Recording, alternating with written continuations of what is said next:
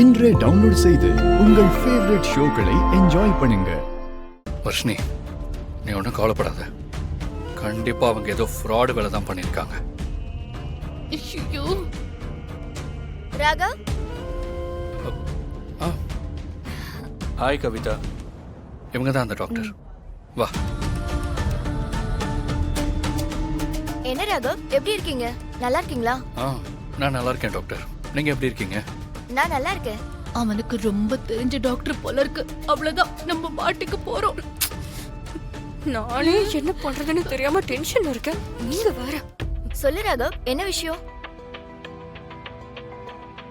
என்ன யோசிக்கிற? சொல்லு ராகவ்.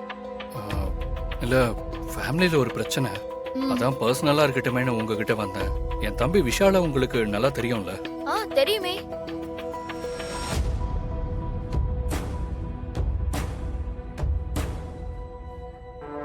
ஐயோ, ரொம்ப தெரிஞ்சவங்க போல இருக்கு. நம்ம மாட்டோம். அவ்வளவுதான். No problem. யார் இந்த பொண்ணு? தோ அங்க நிக்கிறாங்கல்ல, அவங்கதான். வர சொல்லு, செக் பண்ணிடலாம். Thank you doctor. டாக்டர் செக் பண்ணணும்னாங்க. உள்ள போங்க. விஷால் மேல நான் வச்சிருந்த நம்பிக்கையே போயிடுச்சு. நான் தான் பண்ணேன்னு அவன் ஒத்துக்கிட்டானே. இனிமே டாக்டர் கிட்ட போய் தெரிஞ்சுக்கிறதுக்கு என்ன இருக்கு? விஷால நான் சரியா வளர்க்கல. என் பிள்ளைய நான் தப்பா வளர்த்துட்டேன். என்னாச்சு? எனக்கு கையும் உடல, காலும் உடல. என்னாச்சு சொல்லு. கண்டிப்பா நம்ம மாட்டிப்போம்னு நினைக்கிறேன். ஐயோ, போச்சு போச்சு. ராகவ், வா. டாக்டர் சொல்லுங்க, அவங்க சொன்னது போய் தானே? இல்ல, செக்கப்க்கு கொடுத்துருக்கோம். ஒரு 2 to 3 hours ஆகும். அதுக்கப்புறம் தான் ரிசல்ட்டே தெரியும். ஏ ராகவ், நீ வேணா வீட்டுக்கு போயே.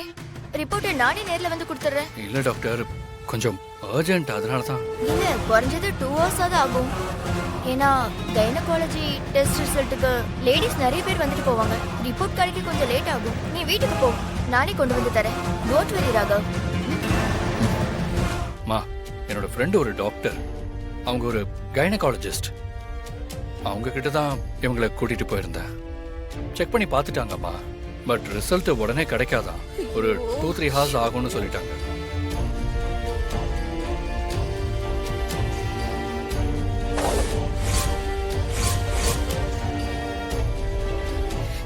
என்னப்பா சொல்ற? அங்கேயே இருந்து ரிசல்ட்ட கேட்டுட்டு வந்திருக்கலாம்ல. ரிசல்ட் எவ்வளவு முக்கியம்னு தெரியும்ல. இல்லம்மா, டாக்டர் ரிசல்ட் வந்ததும் ரிப்போர்ட் எடுத்துக்கிட்டு வீட்டுக்கே வந்துறேன்னு சொன்னாங்கம்மா. நீயும் புரிஞ்சுக்காம பேசுறியேப்பா. இருந்து கையோட வாங்கிட்டு வந்திருக்கலாம்ல ரிப்போர்ட்ட. அம்மா, டாக்டர் தான் ரிப்போர்ட் எடுத்துட்டு வீட்டுக்கே வரேன்னு சொன்னாங்கல்ல. அவங்க கண்டிப்பா வந்துருவாங்கம்மா.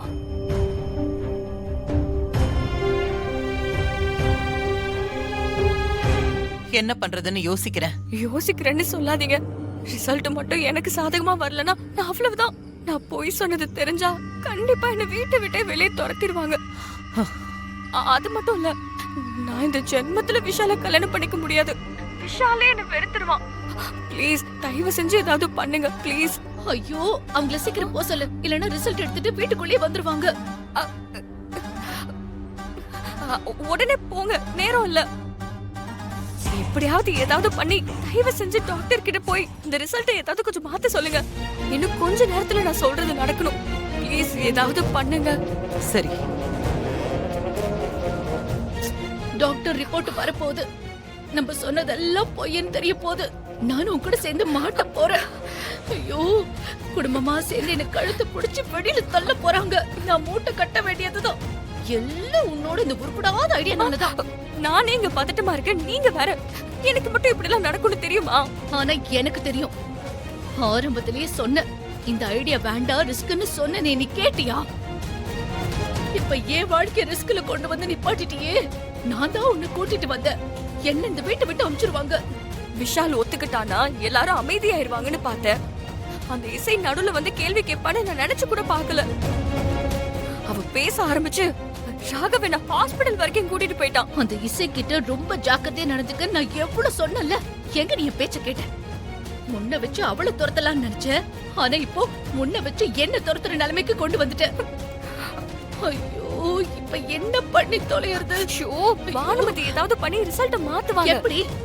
1 மணி நேரத்துல அவங்க எப்படி பண்ணுவாங்க? ஐயோ, என்னால எதையுமே யோசிக்க முடியல. என்ன போதுன்னு ஒரு டென்ஷனா இருக்கே. நான் வீட்டை விட்டு போறது உறுதிதான் எனக்கு தெரியும். ஐயோ, இப்ப என்ன பண்ண போறேன்னு தெரியலையே. டாக்டர் கிட்ட பேசிட்டீங்களா? பணம் கொடுக்கறதுக்கு ஒத்துக்க வச்சிட்டீங்களா? சரின்னு சொன்னாங்களா? இல்ல ஸ்ரீஜா, எவ்வளவோ பேசி பார்த்துட்டேன், பணத்தையும் கொடுத்து பார்த்துட்டேன். அந்த டாக்டர் எதுக்குமே சரிப்பட்டு வரல. திட்டி வெளியில போக சொல்லிட்டா. என்ன சொல்றீங்க? அவங்களுக்கு எவ்வளவு பணம் வேணும்னாலும் நான் கொடுக்கறேன். நான் வேணா எங்க அப்பா கிட்ட கேக்குறேன். ப்ளீஸ் எப்படியாவது ஒத்துக்க வைங்க. நான் முயற்சி பண்ணி பார்த்துட்டேன். அவ பணத்துக்கு மயங்குற மாதிரியே தெரியல. ஒரு பொண்ணோட வாழ்க்கை பிரச்சனைன்னு நான் கேட்டு பார்த்துட்டேன். ஆனா அவ மனசே மாற மாட்டேங்குது. போலி ரிப்போர்ட் கேட்டு லஞ்சம் கொடுக்கறாங்கன்னு போலீஸ்ல புடிச்சு கொடுத்துருவேன்னு சொல்றா. ரிசல்ட்ட மாத்த முடியாதா? அந்த டாக்டர் வந்து ரிப்போர்ட் கொடுத்துட்டாங்கன்னா நான் மாட்டிப்பனே. மாட்டிக்கிட்டா விஷால் என்ன ஜென்மத்துக்கும் வெறுத்துருவான். ப்ளீஸ் ஏதாவது பண்ணுங்களேன் ப்ளீஸ். வெயிட் பண்ணு, நானே டென்ஷன்ல இருக்கேன். இப்ப எனக்கு என்ன பண்றதுனே தெரியல. நான் என்ன பண்றதுன்னு முதல்ல யோசிக்கிறேன். வைக்கிறேன். ஐயோ, கடவுளே, எல்லாம் உண்மை தெரிய போகுது. ஐயோ, இத்தனை வருஷமா நான் இந்த வீட்டுல எப்படி இருந்தேன்? உன்னால நானும் வீட்டை விட்டு வெளியே போக போறேன். ஐயோ, எல்லாம் போச்சு, எல்லாம் போச்சு, எல்லாம் உன்னாலதான்.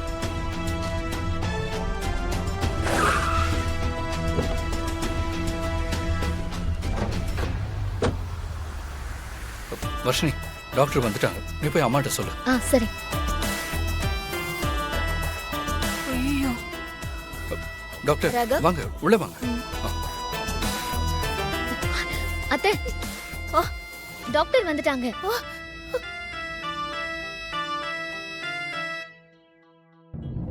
வாங்க. டேய் ராகவ், அப்பா என்னாச்சு? இருங்கப்பா.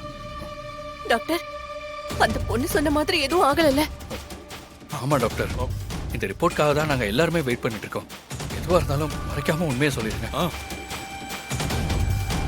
டாக்டர் ப்ளீஸ், ரிப்போர்ட்ல என்ன இருக்குன்னு சொல்லிருங்க.